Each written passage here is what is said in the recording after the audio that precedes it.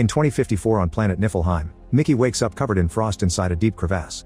At that moment he sees a ship and calls for his friend Timo, who is surprised to see Mickey alive. However, when Timo comes out, he only grabs Mickey's flamethrower and says it's not worth saving Mickey too since he'll die soon anyway. This Mickey is a clone, the 17th to be exact. Every time he dies, the company he works for just prints another body. His memories are uploaded to a computer every week and injected into the new body when it's printed. That way he doesn't have gaps in his memory. It's become such a normal part of the science department's routine that they barely pay attention to Mickey during the process. While printing Mickey 17, a hose fell from the printer and affected the process before the scientist reconnected it. Cloning is banned on Earth and only allowed in space to be done on people known as expendables. Mickey is an expendable, which means he's sent to do dangerous things without caring about the risk because they can just make another one. One day, they sent him outside the spaceship to do some repairs, but Mickey soon realized they were lying. The machine was fine, they actually wanted him to be exposed to radiation and share everything he felt while he slowly died. Suddenly a tool fell and cut his hand off, which the scientists found cool. The next Mickey they printed had only 15 minutes to live, so the scientists concentrated on taking samples, which Dr. Dorothy called special. This started 4 years ago on Earth. Mickey was best friends with Timo, who convinced him to get a loan from some shady people to open a macaron store. The business didn't do well and soon dangerous men were going after the duo to ask for payment. Timo and Mickey tried to run away, but the men threw special grenades that tased them until they fell unconscious. When they woke up they got to meet Mafia boss Darius, who enjoyed cutting his victims' bodies with a chainsaw. The friends understood that if they didn't get the money, they would end up dead as well. That was how they decided to leave Earth. Mickey applied to the colony expedition, however there were millions of people applying as well. The expedition was led by former Congressman Kenneth, who lost his last 2 elections. He had lots of fanatical supporters willing to do anything for him, and that earned him a big sponsorship from a particular religious corporation. It was easy for Timo to get a place in the expedition because somehow he got a learner's permit as a pilot. Mickey had no qualifications whatsoever, so he chose expendable on the application without reading what it was about. A company representative gave Mickey a tour while telling him about expendables. The printer took all organic waste from the spaceship like food leftovers, human waste, and even dead bodies to print the new clones. However, Mickey was incredibly distracted by her charming smell, so he barely heard a word she said. The lady got rid of the zit on his forehead so it wouldn't be there on every copy before sending Mickey into the machine for the initial scan. Then she did a backup of his memories, which were stored in a brick. He was injected with a special solution that stimulated his old memories, causing Mickey to remember his mother's death. During their car ride, little Mickey pressed a red button and the vehicle crashed. Reliving this memory caused him to have a breakdown. The lady brought him a gun and asked him to self-delete as proof of his faith in the system because he needed to get used to dying. Mickey didn't dare to do it, so she pressed the trigger, but nothing happened. Afterward the spaceship took off and Mickey had to get used to the new life among the crew. The food was awful and everyone was strictly rationed. If they tried to take more, an alarm would make them drop it. During the crew's first lunch break, Kenneth showed up with his wife YLFA and assistants sent by the church. It was clear that Kenneth wasn't that smart and he was being used by YLFA and the church as a puppet for their means. Most crew members were big fans and very excited to see him, but a few people stayed calm. That was when Mickey saw security agent Nasha and instantly fell in love with her. Nasha invited him to her table so Mickey joined her. She shared her food with him and they immediately bonded. At the same time Kenneth made a big speech about their mission to arrive on another planet to start their own society. Because rations would be limited until such a colony could be established, Kenneth didn't want them to waste more calories than necessary, so he banned all naughty intercourse. This wasn't well received by people, so he assured them that once they reached a planet, he would launch an intercourse encouragement campaign. His fans saw him as a hero, but Nasha and Mickey didn't care about this rule and started to get dirty in secret. In their free time they would plan their positions and assign them numbers to reenact them later. Crew members always insisted on asking Mickey what dying was like, making him uncomfortable. One day Nasha threatened to shoot them so they could find out. This caused a fight in the cafeteria and security made them all spend the night in a cage. Mickey also got his rations cut by a half. When women like Kai and Jennifer tried to sit near Mickey to befriend him, Nasha would quickly cut in to remind them he was taken. Eventually the ship reached Niflheim and scientists sent Mickey out without a helmet to gather all the virus in the area. Mickey immediately felt sick and died, but his experiment was repeated several times to try to find a vaccine. One time Mickey was still alive inside the body bag and the scientists noticed, but they threw him into the cycler anyway. Thanks to Mickey's 12 to 16, a vaccine was found and humans could visit the planet without needing a mask. Mickey was sent out with the first exploration team and they got inside a freezing cave. Kai noticed a hole in the wall and found some worm-like creatures. One of them tried jumping on her and when she started to run, the little alien grabbed her leg. A team member opened fire and scared all the aliens away. Then the group started to make their way out, but Jennifer froze when she heard a creature above her. She opened fire at it and broke the ice, which crumbled and crushed her to death. Later at the spaceship Kenneth yells at Mickey for not dying instead of Jennifer since he was made for that. He also saw footage of the creatures and named them creepers. Mickey's rations were halved again and his shift was doubled. They sent him out to get creeper samples and Timo would fly by to drop him food. One afternoon Mickey stepped on some thin ice that broke and caused him to fall into the crevasse. After Timo leaves, a huge creeper finds Mickey and begins dragging him away. All the babies soon surround him and nibble his fingers playfully. The mother creeper drags him out of the crevasse and makes some noises at him that Mickey repeats. He stares at the creatures and concludes clones are so disgusting that not even aliens want to eat them. Then Mickey sees a company truck passing by. He tries yelling for help. When he returns to the ship, Mickey goes to his room and lays down on his bed, only to discover that Mickey 18 has already been printed and is there too. 17 freaks out because multiples are illegal, and 18 throws a weight at him to knock him out. The issue with multiples started back on Earth when the cloning method was discovered. The ethics committee was worried about the abuse of cloning, especially since a member of the science team named Alan was suspected to be a sociopath. A witness identified him as the man behind all the deaths of homeless men in the city, but Alan had a perfect alibi. Eventually the cops got permission to raid Alan's home and discovered he secretly cloned himself to do the crimes and have an alibi at the same time. While those two Alans were being interrogated, a third Alan was still murdering hobos on the streets. That Alan was caught too, and there was a big debate on how to apply the law to that unique situation. The church spoke against multiples, saying the same soul should only have one body. However, the science team thought it'd be a waste, not printed bodies were a sin, but they could use them for the greater good. That was how he introduced the expendable program, proposing a law that would keep only one expendable per planet and promising to kill every clone if multiples ever happened. In the present, 17 wakes up to discover 18 is moving him inside a cart. He remembers that Nasha to the cycler room. 17 tries to attack 18 from behind, but 18 sees him and starts beating him up. 17 is pushed against the cycler hole and offers a deal. They could split their shifts and take turns dying. 18 realizes 17 is afraid to die and doesn't understand why, since he's already died many times. Although 17 gives a moving speech about them being different, 18 tries to push him in anyway. The moment is interrupted when they hear someone approaching and both Mickeys run to hide. It's Timo, who is secretly selling a recreational chemical known as oxofol to other crew members. After the buyer leaves, 18 comes out and starts beating Timo up for ruining his life with a business idea. He pushes Timo into the cycler, but before he can kill him, 17 tackles him. Then 17 tries to save his friend, only for 18 to pull him away. After the clones exchange a few punches, 18 grabs a hot metal rod and gets ready to kill. The moment is interrupted again when Nasha and the head of the security team Zeke enter the room. 18 tells Timo to play along if he doesn't want him to tell everyone about the oxofol business, so the duo pretends Timo accidentally fell and 18 saved him. 17 watches all this from the shadows and gets extremely jealous when he sees Nasha leave with 18 while getting handsy. He tries to follow them, but he's blocked by a church representative who asks him to take a picture with the company mascot. He also announces that Mickey has won a private dinner with Kenneth and Yell FA. As soon as they sit him, Mickey can't stop eating the fantastic food. After Kenneth apologizes for his reaction to Jennifer's death, Kai also joins the dinner. The couple apologizes to her for Jennifer's death and tells her about their future plan.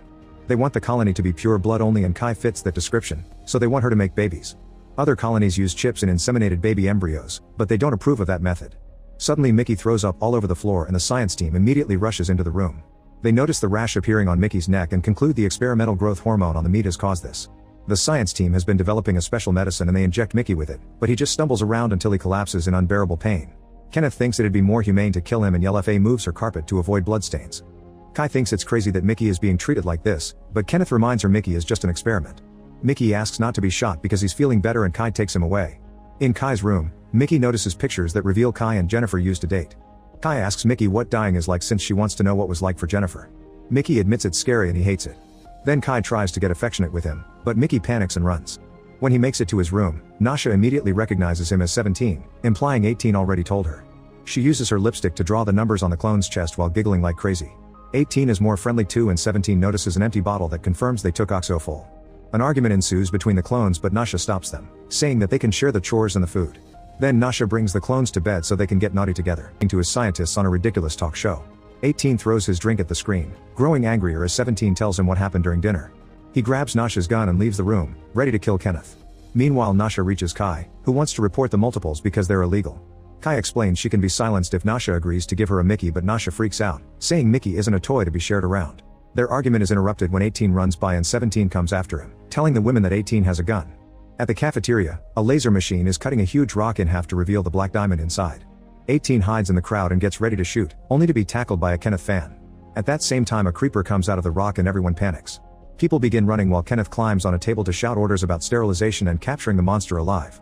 The scientists put on hazmat suits and start running after the creeper to no avail. Kenneth then sees 17 entering the room and tells him to join the chase. When the creeper stops running, 17 tries repeating the sounds he heard the other day, which is noticed by Dorothy. In the meantime, 18 recovers the gun and opens fire, only to get tackled by 17 and Nasha. The bullet scratches Kenneth's cheek and makes a hole in the diamond. When Kenneth tries to complain about multiples, a second creeper comes out and attaches itself to Kenneth's face. Kai and the other guards open fire and shoot the creeper until there's only goo left while the scientists capture the first creature. The baby's cries are heard by the big mother in the crevasse. Minutes later, Nasha and the clones are locked up in the cages. An argument ensues over the creepers and 17 shares what happened in the crevasse, saying the creepers were too disgusted by him. However, Nasha corrects him, saying the creepers actually saved him and saw him off. Suddenly a bag hits the sleeping guard on his head. It turns out to be Timo, who sneaks in without trouble because the guard is his client. Timo shows 17 a letter he found on his door, which reveals that Darius' men have followed them to space. Darius is willing to forget about the money if Timo sends him a video of Mickey being cut into pieces with a chainsaw. While the guard sets up the camera, Timo cries and asks 17 to save him since he's going to die anyway. Since Kai calls Timo out for his dramatics, Timo stops begging and tells the guard to tase 17. 18 tells Timo he should take him instead of 17 because he has a higher pain tolerance, but first he asks for some oxofol.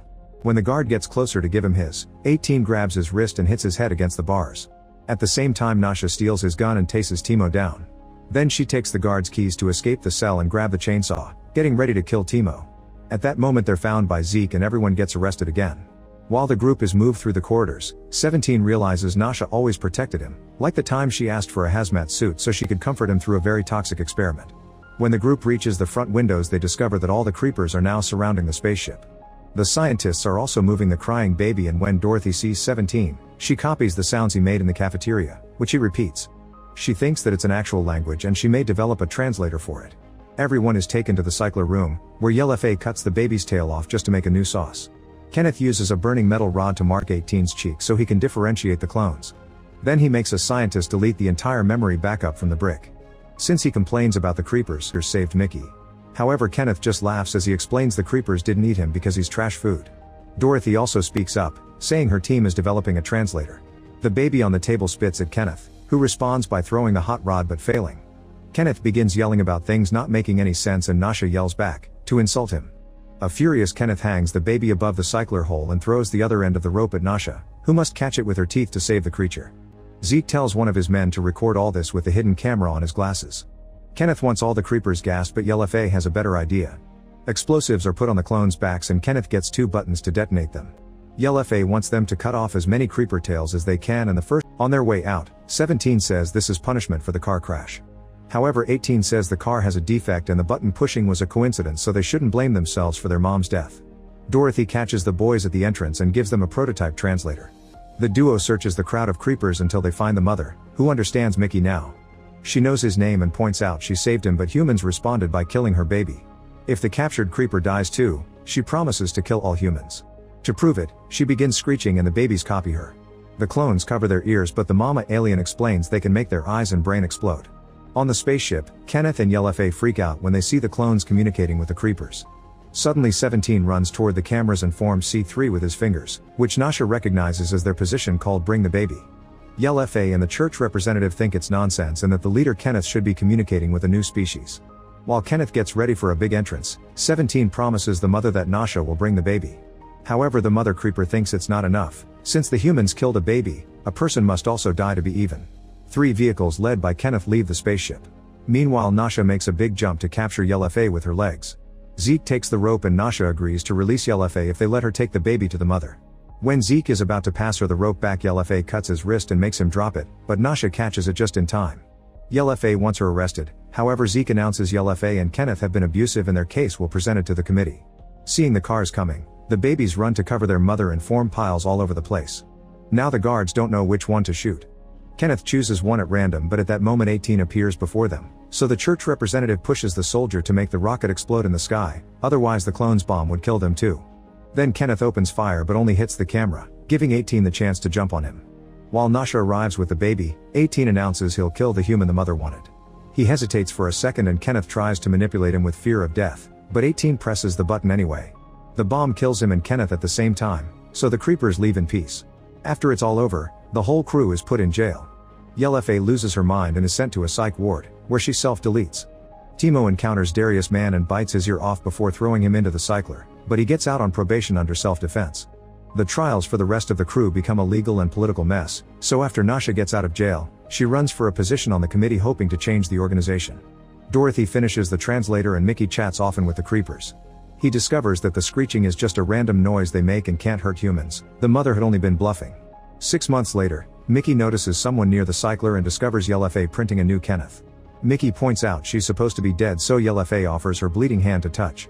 Unlike the memories about his mother's death, Mickey isn't afraid anymore, and he then wakes up. He's sitting with the crowd listening to Nasha give a speech as the new committee leader. When she announces that the Expendables program is over, Mickey presses a button and destroys the cycler. Make sure to subscribe and turn on notifications so you can watch more videos like this. Thanks for watching.